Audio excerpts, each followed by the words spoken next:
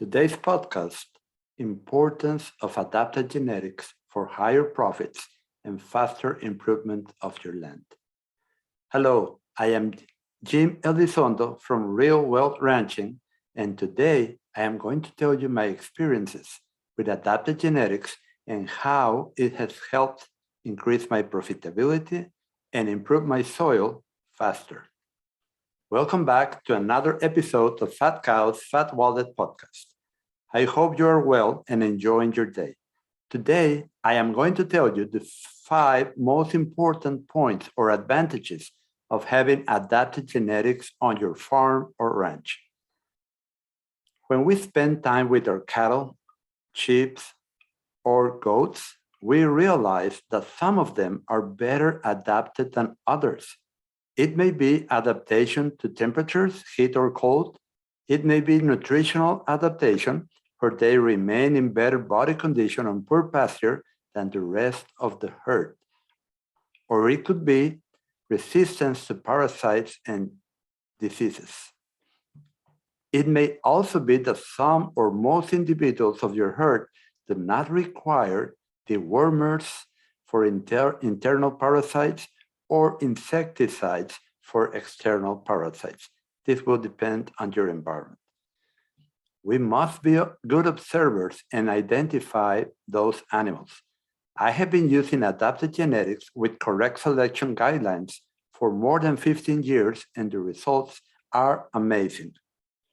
If you know of someone who you think would appreciate your sharing this podcast, please share it to help as many people as possible and improve the world we live in.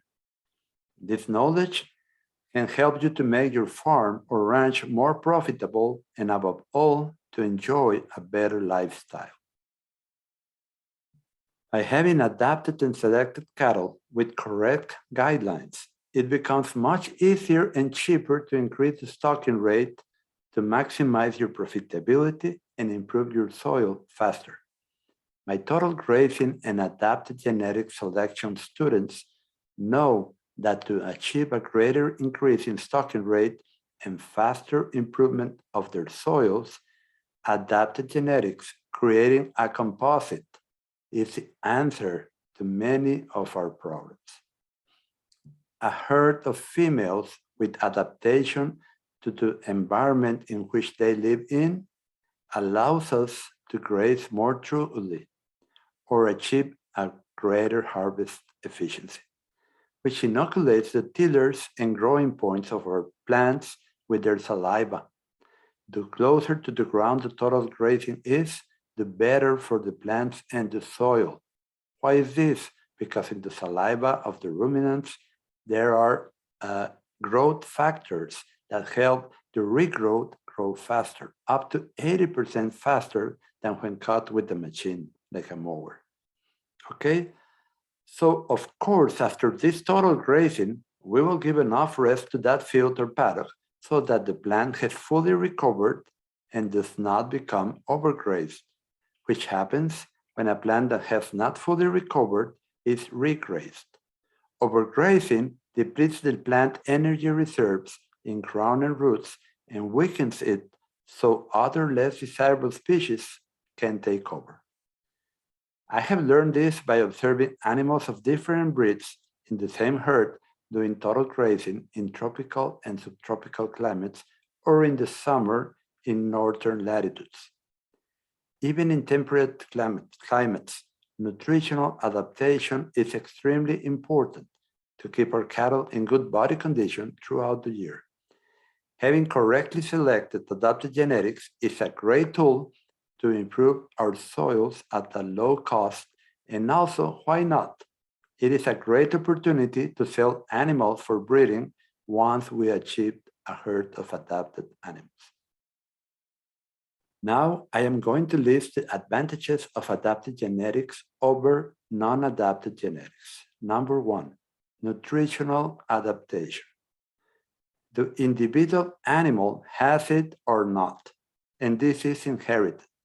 Some breeds and individuals within those breeds stand out in that they are always in good body condition and my students of the online course Adapted Genetics in Selection know that body condition at calving determines direct reconception in females. In addition, good body condition is necessary for the animal's immune system to function properly. I have measured a 30% higher harvest efficiency when doing total grazing without losing body condition in cattle with nutritional adaptation compared to cattle that do not have nutritional adaptation. How much does this mean in money? Well, let's say that 100 cows with nutritional adaptation can be kept on a farm versus only 70 cows of the same size without nutritional adaptation. That difference of 30 cows without any additional expenses is pure profit for us. In addition, it will be possible to obtain greater harvest efficiency, and as I teach in my online course on total grazing, it is better for the plants because it increases the number of growing points per square yard, which will give us greater leaf production in the following grazing, a better solar panel. Why do I say this?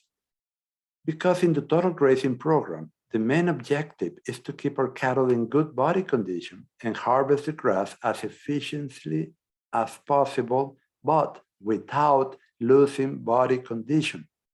So nutritional adaptation plays a huge part in how well you can harvest your grass.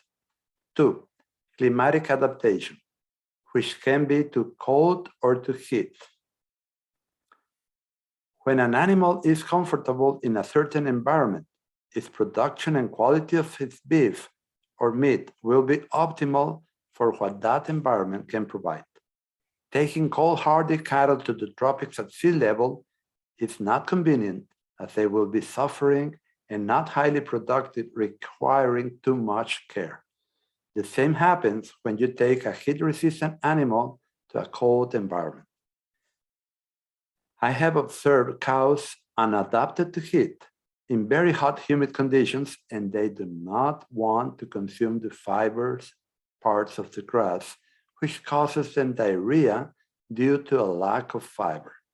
Let's remember that digestion in the rumen of the fiber produces heat. So that's why the animals that cannot resist the heat from the outside, plus the heat generated by the fiber digestion in the rumen, stop eating and reduce their consumption. Some people will say, well, that is tropical degeneration, when in reality, the problem is using the wrong or unadapted genetics for that specific environment. 3, resistance to parasites and diseases. Some breeds have such a highly developed immune system thanks to natural selection that they do not require poisons to deworm internal parasites or insecticides to kill external parasites. It is convenient to use such resistant genetics to form a more productive composite animal adapted to your specific area. 4, docility. We want cattle that like to come to see us and enjoy our company. Not cattle that when they see us, they will try to run away or try to kill us. This is also inherited and we can select for it. 5, good meat to bone ratio. It is also highly heritable and can be selected for because it is of vital importance to the butcher. We must also look for the overfull animal package that shows us a high efficiency of conversion from grass or forage to beef and supreme adaptation of that animal to its environment. So let's go to the conclusion and summary. 1, nutritional adaptation that determines that some animals continue to consume low-quality forage and gain weight, while others are in poor body condition. 2, climatic adaptation, which can be to cold or heat environment. It is not convenient to have animals that cannot take humid heat in areas with a high heat index, nor to have animals that are resistant to humid heat in icy areas. What makes an animal adapt to a certain environment makes it unadapted to the opposite environment. 3. Resistance to parasites and diseases. If we want to achieve harmony between the land, the cattle, and our economic needs, genetics resistant to parasites and diseases must be used. This greatly facilitates life and achieving maximum production at a low cost. 4. Docility. Docile cattle are a pleasure to work with, and this is also highly heritable. 5. Good meat-to-bone ratio. If we want to make money, we must make sure that our genetics have a good meat-to-bone ratio. Otherwise, they will be discounted in price when we sell them. Having a herd of cows or a flock of sheep or goats with these adaptation characteristics gives you satisfaction and improves your profitability. In addition, the improvement of our land is made easier by applying total grazing at the high stocking rates required for profits with such adapted cattle.